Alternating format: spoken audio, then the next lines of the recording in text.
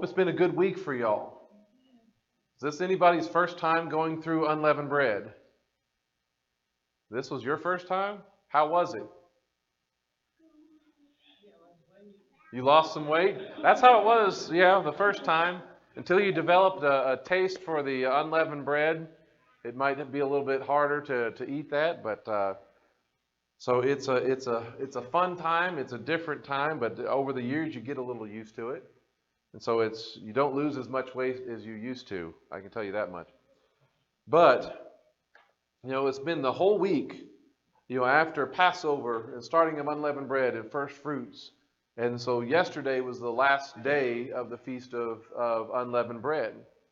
And as many of those spiritual truths that need to be a part of our lives will be taught, they'll be reinforced through the tangible, the practical lessons and those teaching tools that you've been hopefully doing in this past week. So with all of those things, this past week Passover, the primary purpose of remembrance and the primary purpose of teaching the next generation the historicity of the Exodus.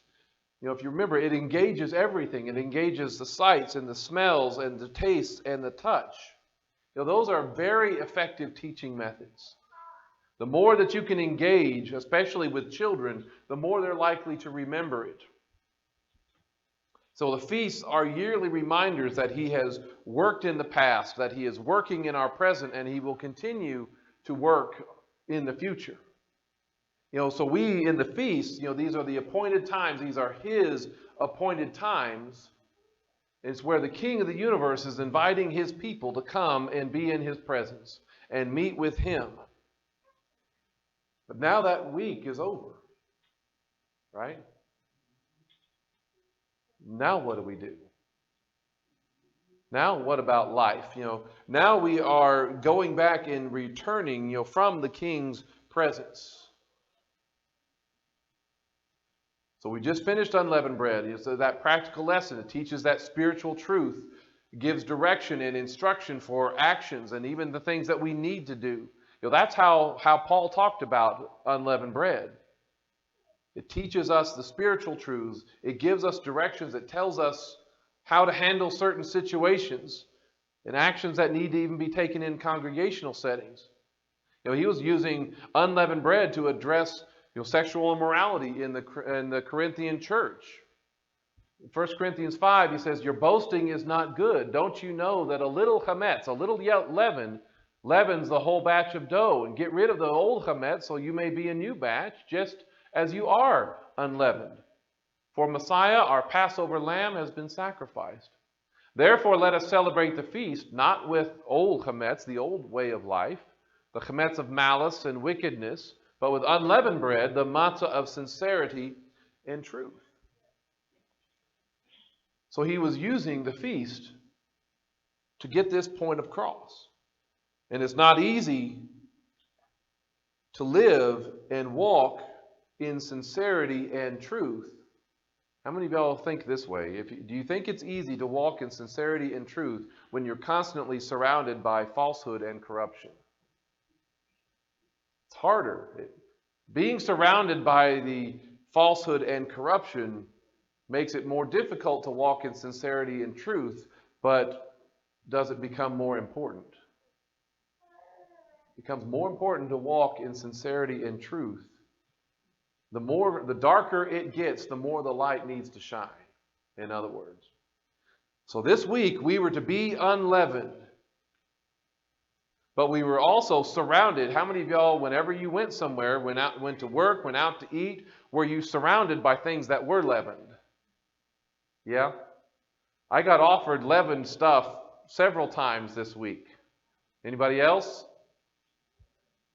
Sometimes it takes a double take because you're like, "Oh, that's great, I want that." And you have to kind of say, "Wait, I have to stop. I have to stop." Are we willing to give that 1 week to learn this lesson? And it takes conscious effort to break with our normal routine and not eat the regular bread. Any other week we might grab and eat this stuff without even thinking about it. Right? Sometimes we have to catch ourselves on that. But if you did go out to eat this week, I doubt you had much of a selection on the menu with unleavened bread in it. Did anybody find unleavened bread on the menu this week? Did Chick-fil-A, with their did they have an unleavened bun for their holy chicken sandwiches? No, I don't think they have unleavened bread with their food. So I hope you've been learning the lesson that is a part of all of the unleavened bread, that of the king's way of life. His halakha, it's different. It's different.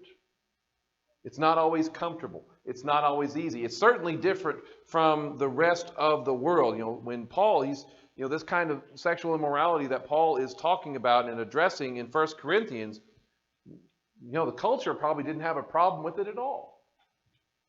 Most of the culture was like, yeah, there's nothing wrong with that. That's okay. But here's the thing, in order to change the Greeks, in order to reinforce that godly way of life in these pagan believers, to maintain the purity, the integrity, and the witness of the body of Messiah, and then hopefully to transform the larger, even the city of Corinth, he was encouraging them to keep the feast. Let us celebrate the feast.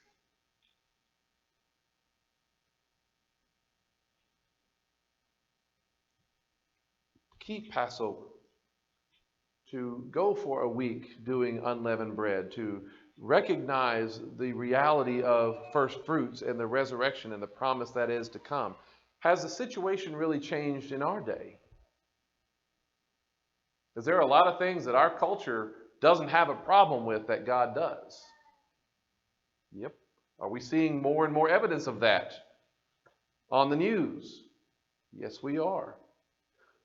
So this is a formula that we still need to follow. That's what makes the feast so important, to teach even non-Jewish Gentiles the way of life for God's people, to reinforce that godly way of life for all of us, to maintain our witness, to maintain our integrity as a body, and show that there is a different way of life that God is calling us to, that will hopefully reach out and change our community. The feasts are some of the ways that God does that. The feasts help us to do that. This week of eating unleavened bread, a week without, as the way he talks about it, the yeast, the chametz, represents what? It represents sin. Trying to go for an entire week without sin in your life. That's the concept that it's supposed to be. It's this teaching tool for you and I to discern. It's to help us discern, to recognize good from evil and the holy from the common, because you're going through normal life and you're like, that looks so good. I would love to have some of that cake or that donut or whatever it is, that roll or whatever it is that's right there on the table. I would love to eat that. But you know what? The Father says that's not good for me. That's a repeated theme in the Scriptures. The Father says that that's not supposed to be for me, for His people. So this theme of teaching us how easy it is and deceptive it is sometimes. Because how many of you came across some things that you weren't sure whether there was leaven in it or not? Right? Sometimes it's not always easy to see the sin about something. Starting with the priests and their behavior when they were entering into the tent of meeting, a behavior that was going to save their life. The priests were supposed to know how to discern the difference between good and evil. But then, in a moment, notice also what they were supposed to do with that knowledge. So the priests were supposed to make a distinction between the holy and the common, between the unclean and the clean. Right? The priests were supposed to do that, because if they didn't do that, then they would die. When you look at that word distinction, badal, is to divide, to separate, or sever, to set apart, to make a distinction or a difference, to recognize. We have people in our culture today who don't even know the difference between men and women. Right? How much have we lost this ability? Our culture is losing more and more the ability to make a distinction between what should be basic and obvious. But it also has that idea of separating oneself from, or unto, getting away from the holy or the unholy and the defiled or the common, and separating yourself unto the holy and the good and the clean. It was first used in Genesis chapter 1, verse 4, where God separated and made a distinction between light and darkness. It doesn't take the Father, our Creator, very long to show us what it means to make distinctions. And that making distinctions is necessary. Right? So they're supposed to make a distinction between the holy and the common, between the unclean and the clean. But then they're supposed to do something with that ability and that knowledge. They're supposed to teach the children of Israel, Bnei Israel, all the statutes which Adonai has spoken to them through Moses. So this, what they're learning how to do up here, they're supposed to pass on and teach everybody. So being able to distinguish between holy and common, clean and unclean, that was never supposed to be just something that the elites do, something that the priests do. It's not supposed to be just their activity or their ability. They were supposed to teach everyone to do the same. Right? It's when they fail to do it, it's when the priests were failing to teach the people how to do it, that the culture would collapse and it would fall apart and it would be judged and destroyed. You look at Ezekiel chapter 22, where God announces the consequences for Israel. He lists several reasons for why this happens. But one thing in particular stands out. He says, I will scatter you among the nations and disperse you throughout the lands.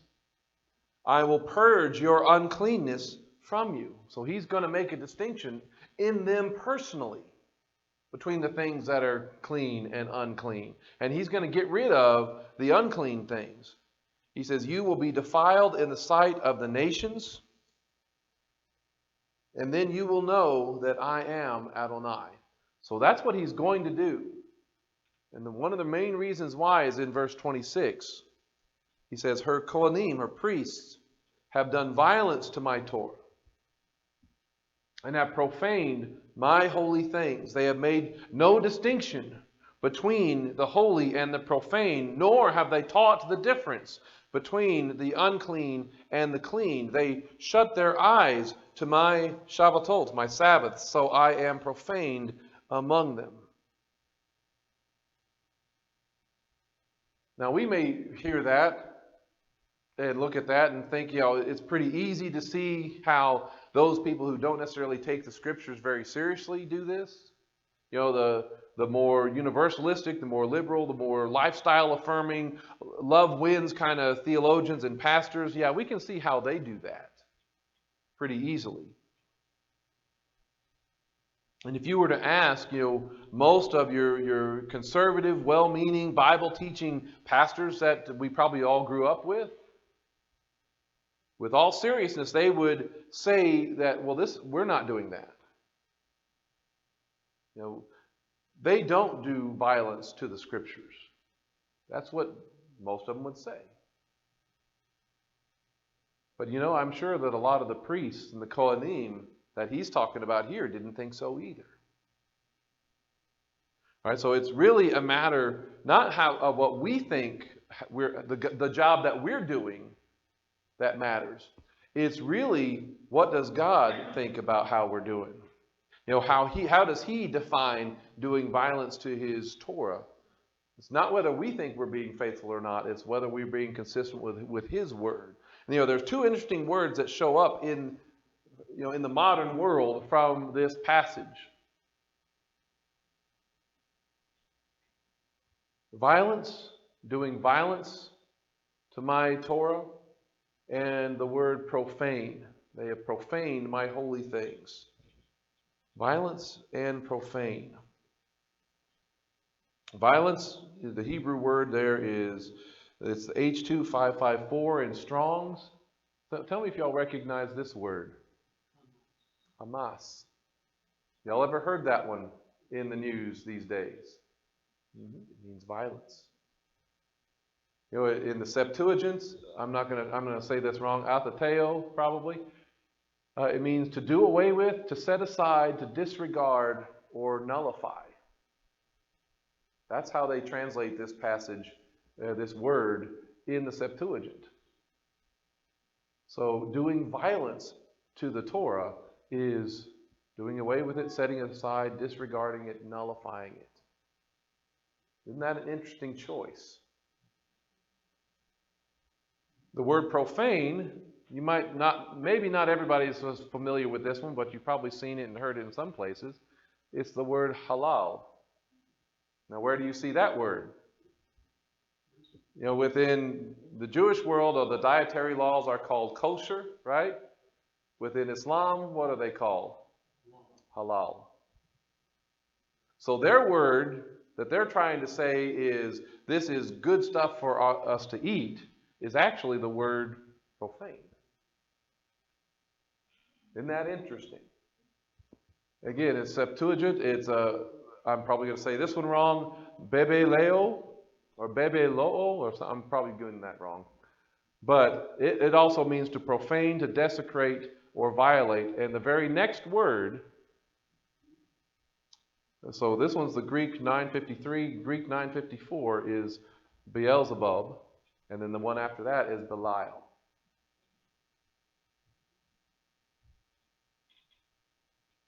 Which I thought was very interesting. So doing violence to the Torah, to the scriptures, is doing away with it. Setting it aside, disregarding it, nullifying it, or saying, hey, that's not for you to worry about. You don't have to do any of that stuff. That's doing violence to the Torah of God. One way that this is done, theologically, even by people who take the scriptures seriously, is to say, well, there's the law of God, but there's also the law of Moses, right?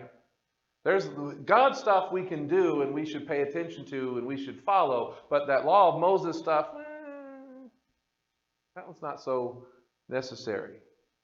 There's one that we can keep, the other we have no real necessary connection to, as if Moses is drawing from a source other than God. But where's Moses going to be getting everything from? When he goes to God at the tent of meeting, right? Or you might say that you see theologians will say, well, there is the moral law and then there is the ceremonial law, right? We're responsible for the moral law, but we don't have any connection to any of that ceremonial stuff. That teaches us nothing. That adds nothing to our faith, and we don't really have to worry about that.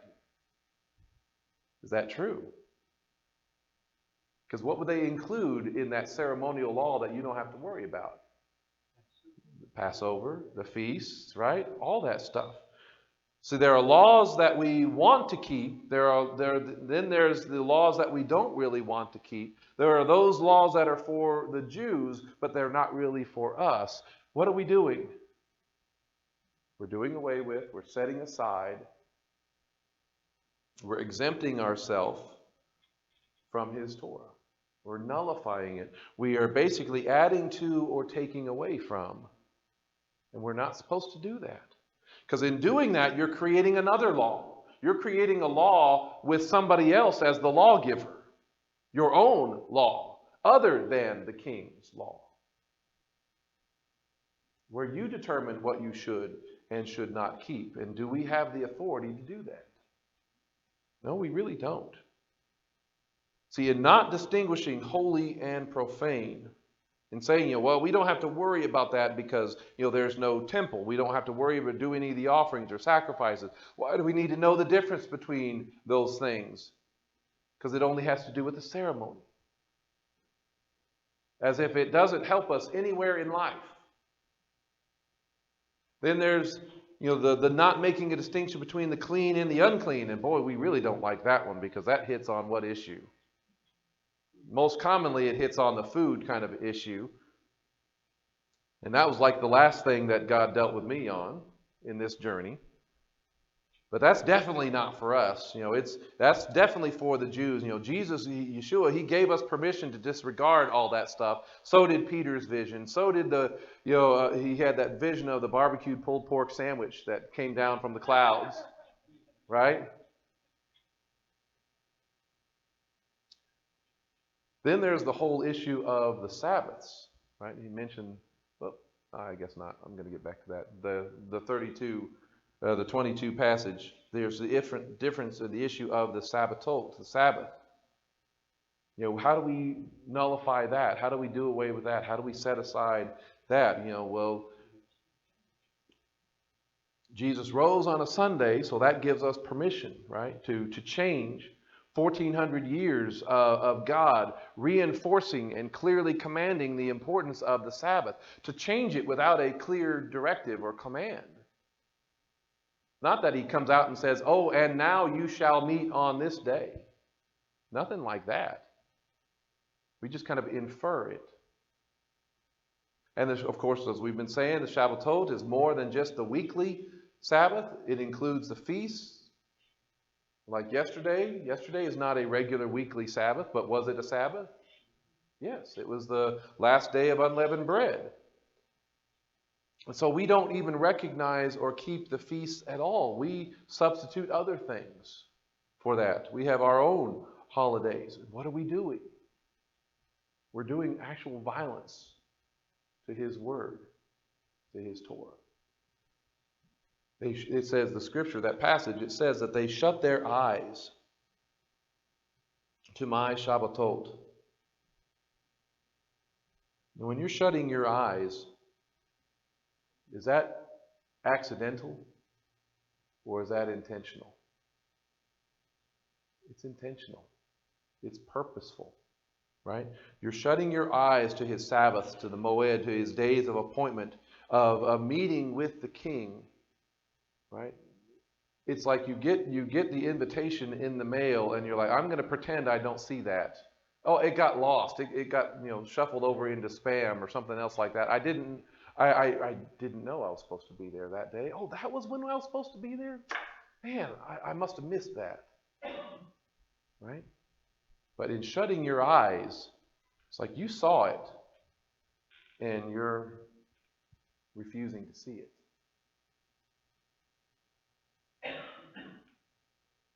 It's a voluntary blindness.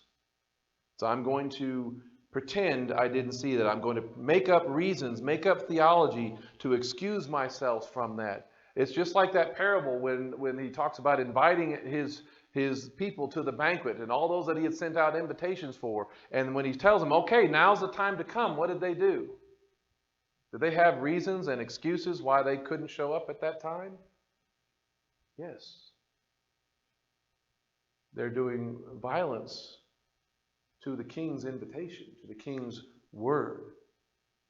And that's really also no different from the wicked in Romans chapter 1, who exchanged the glory of the immortal God for images resembling mortal men, and exchanging the truth of God for a lie. That's done intentionally.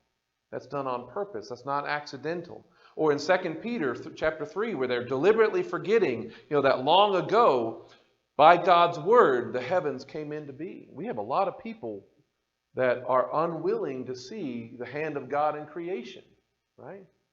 They can look at everything and say, man, there's no way that this can be an accident, but I'm going to believe that it's not anyway.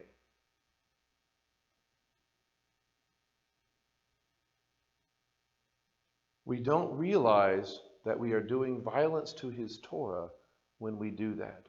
That we are introducing a little bit of Beelzebub We're entering a little bit of Belial, of wickedness, into our lives, into our understanding. We don't realize that when we say, Jesus, Yeshua, gives us permission, or that Jesus has changed it, or that in the name of Jesus we change it, that we're actually saying Yeshua is just like one of those priests from Ezekiel chapter 22.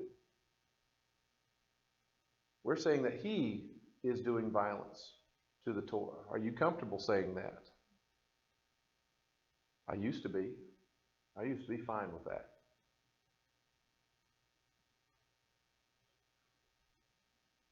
And when we say those kind of things about Jesus, about Yeshua, about changing things, that's what the Jewish people will hear when we say that stuff. To them, we make him into a lawbreaker. We make Yeshua into a false prophet, one who is doing violence to the Torah, one introducing just a little bit of Beelzebub into his teaching. Now, did they ever accuse him of that? Yes, they did. Why? Because they thought he was doing this. And that makes no sense for us who believe in him to do that. It is contradictory for us to say that the living Torah would do violence to the written Torah.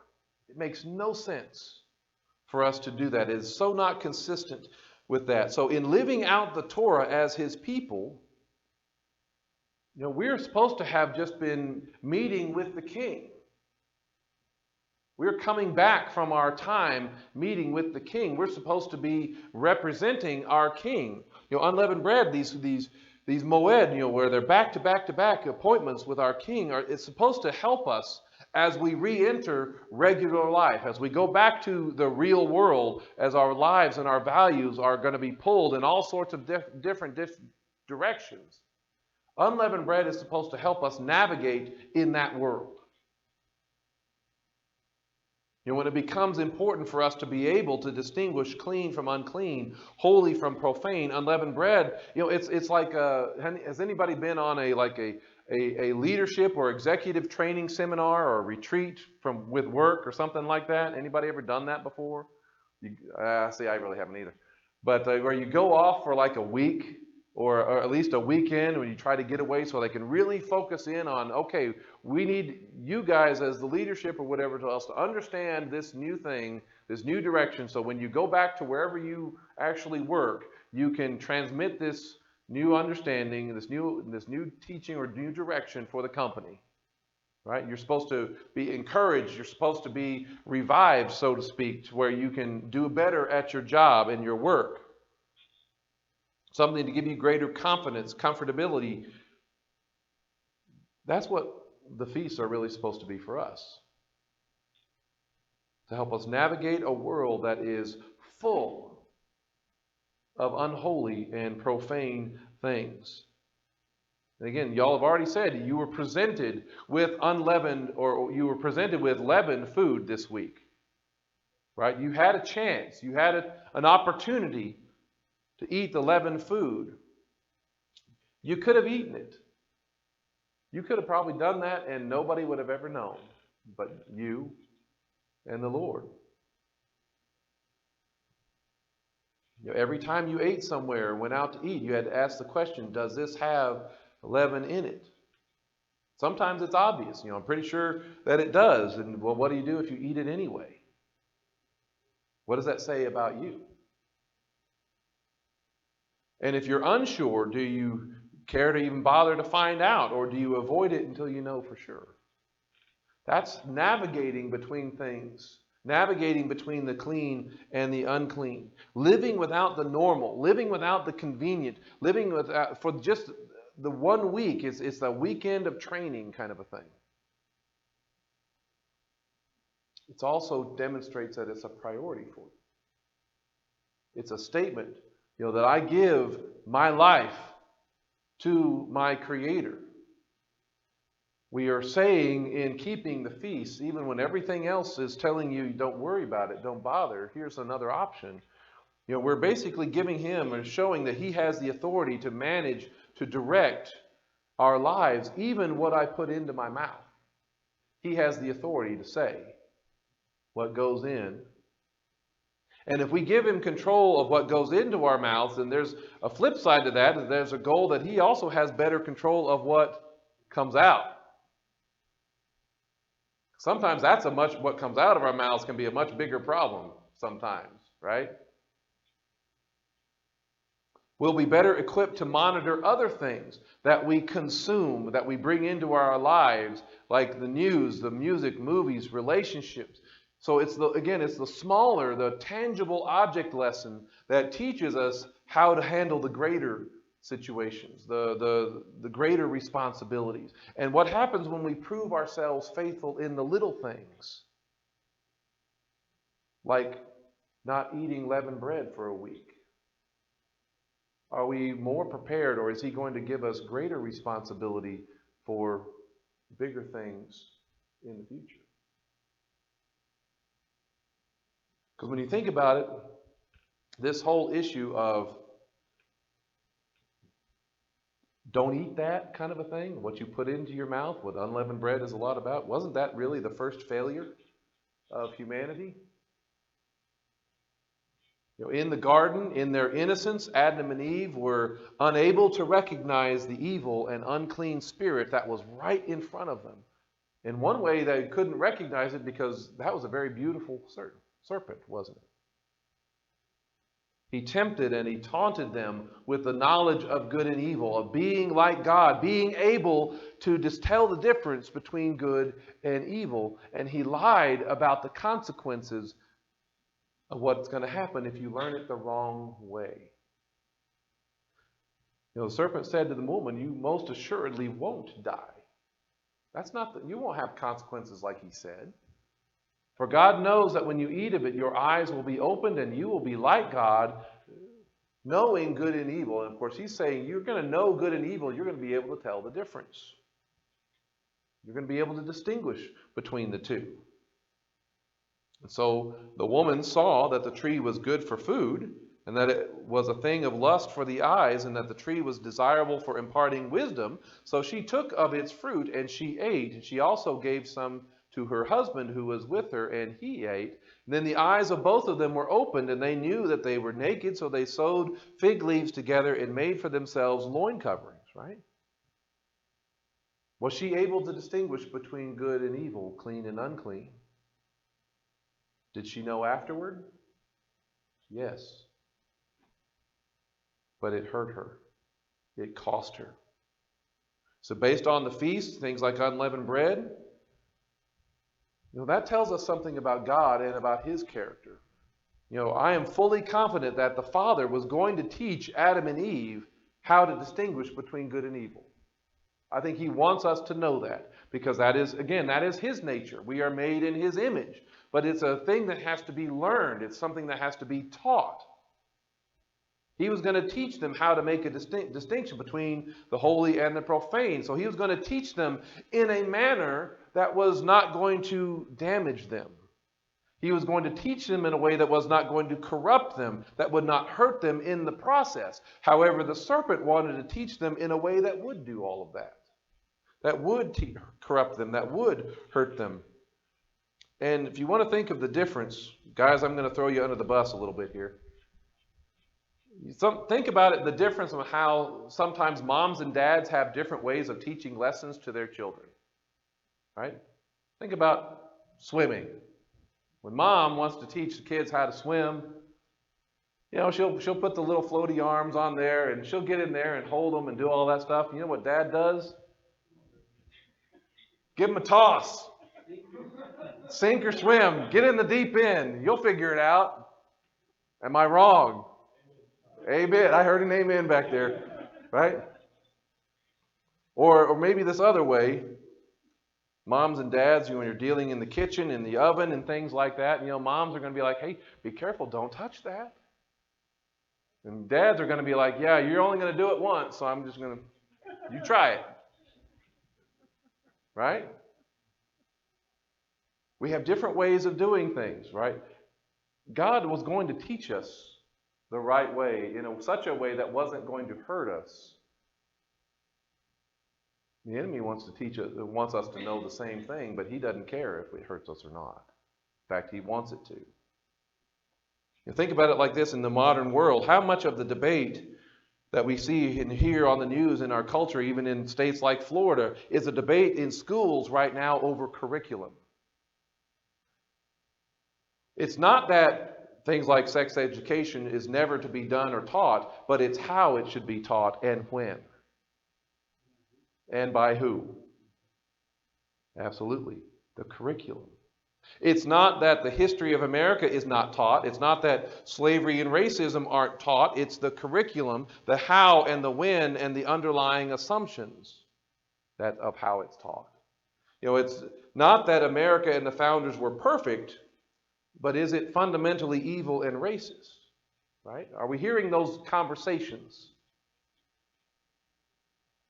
That America was completely secular from the start, that faith in the Bible had no part or no element of any of it. Curriculum matters. The method of teaching matters. When it's being taught matters, and by whom it matters. God does want His children to be able to discern the difference between good and evil, to be able to recognize it, and He has a curriculum set up to teach that. Because if you learn the lesson the wrong way, what does it bring? It brings death. But the enemy introduced his own curriculum before it was age appropriate.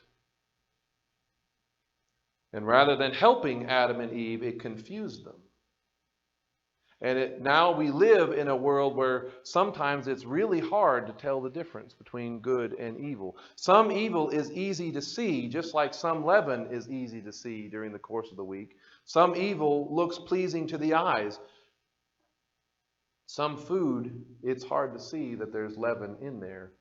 How many of y'all were reading your labels and going through food in your house, and you're like, I had no idea that leaven was in this?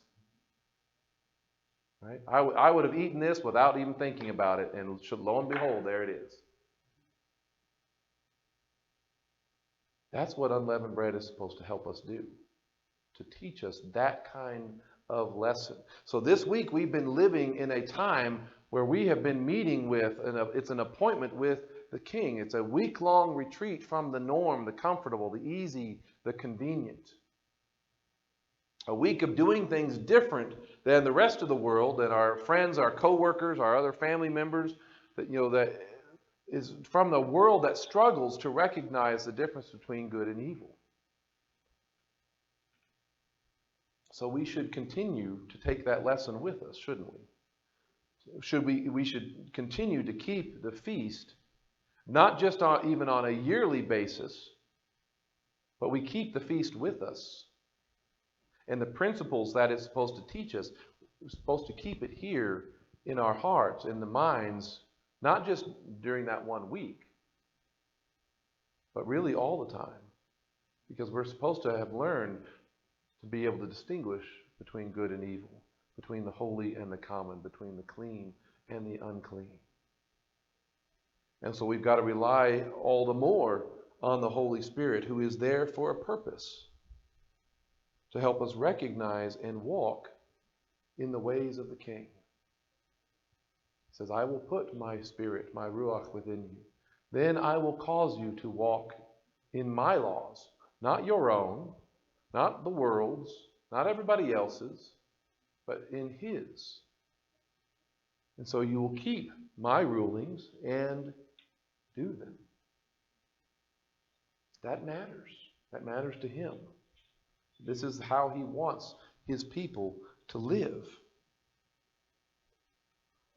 And so we're coming out of this meeting, this time, special time with the King, and we're re-entering the normal routine.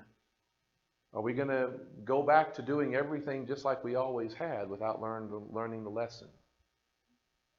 Does that mean you can't eat leavened bread for the rest of the year? No, I'm not saying that. But the principle and the lesson that it's supposed to teach is supposed to be with you for the rest of the year. So we continue to do those kind of things. We even continue to count the Omer in anticipation of the future that God has for us. where we see that harvest of resurrection, because a day is coming, and we believe it's coming, and it may be soon. Are we all going to live by the King's ways and the King's laws? Yes, we are. Are we all going to be at a point where there won't be any leaven among God's people? As 1 Corinthians 5 talks about, as those things. So when you look at that passage, you'd have to leave this world to get away from all of the leaven that's in it. It says that in verse 10. But instead, we are to live and we are to train and teach not just ourselves, but also our children how to discern good from evil, clean from unclean, holy and profane. And I pray that our lives every day would reflect the lessons that the Father is trying to teach us in a way that doesn't hurt us, so we can navigate this world of brokenness and sin in a way that reflects well on our King. He says this in 1 John, "Loved ones, now we are God's children, and it's not yet been revealed what we will be, but we do know that when it is revealed, we shall be like him, because we will see him just as he is. And everyone who has this hope in him purifies himself just as he is pure."